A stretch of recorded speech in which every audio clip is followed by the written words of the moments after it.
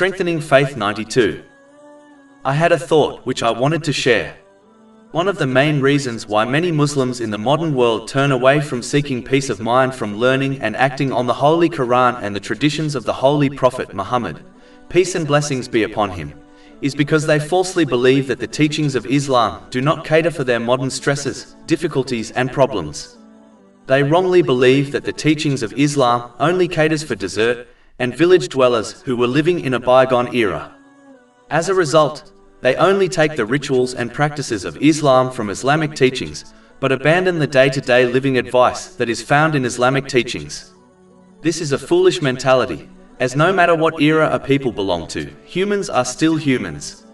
Meaning the aims, hopes, aspirations, fears, anxieties and stresses faced by people over the generations have always been the same. Technology has advanced over time, but the essence and nature of humans has always been the same.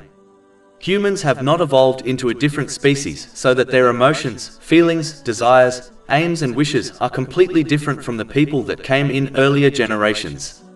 Just like the older generations had the desire to gain fame, fortune, authority, family, friends and a career, so do the modern day people. As the teachings of Islam target the essence and nature of humans, it is therefore timeless and applies to all humans till the day of judgment. It will only cease to apply if humans evolve into a different species, which is not going to occur. In addition, as the knowledge of Islam comes from Allah, the Exalted, the Creator of humans, the advice is accurate and encompasses every aspect of a person's mental and physical makeup. This knowledge lies only with Allah, the Exalted, and no amount of research can ever fully reveal all aspects of a human. Just like an inventor is the best person to seek advice in respect to their invention, Allah, the Exalted, alone is the best one to seek advice regarding the mental and physical well-being of a human. Finally, as Allah, the Exalted, controls the hearts of people, the station of emotions, He alone has control over whether one achieves peace of mind and body in this world and the next. Chapter 53 and 9, verse 43. And that it is He who makes one laugh and weep. Allah, the Exalted, has made it clear that with His remembrance and obedience lies good mental and physical health in both worlds. This involves using the blessings one has been granted in ways pleasing to Allah, the Exalted, as outlined in the Holy Quran and the traditions of the Holy Prophet Muhammad, peace and blessings be upon him. Chapter 16 and 9, verse 97.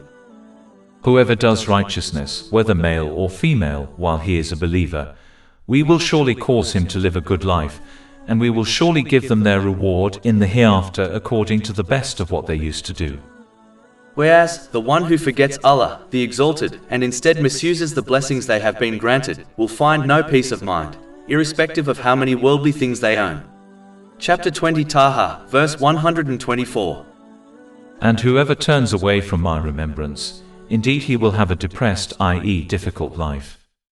To conclude, as long as a person remains human, the timeless teachings of Islam will always apply to them, irrespective of the age they belong to. As long as they remain a creation of Allah, the Exalted, only He can give them the solution to mental and physical well-being. Seeking this elsewhere will only lead to poor mental and physical health, which is obvious if one observes social media and the news. Over 400 free ebooks, audiobooks, infographics, podcasts and blogs available on our website, www.shakepod.com.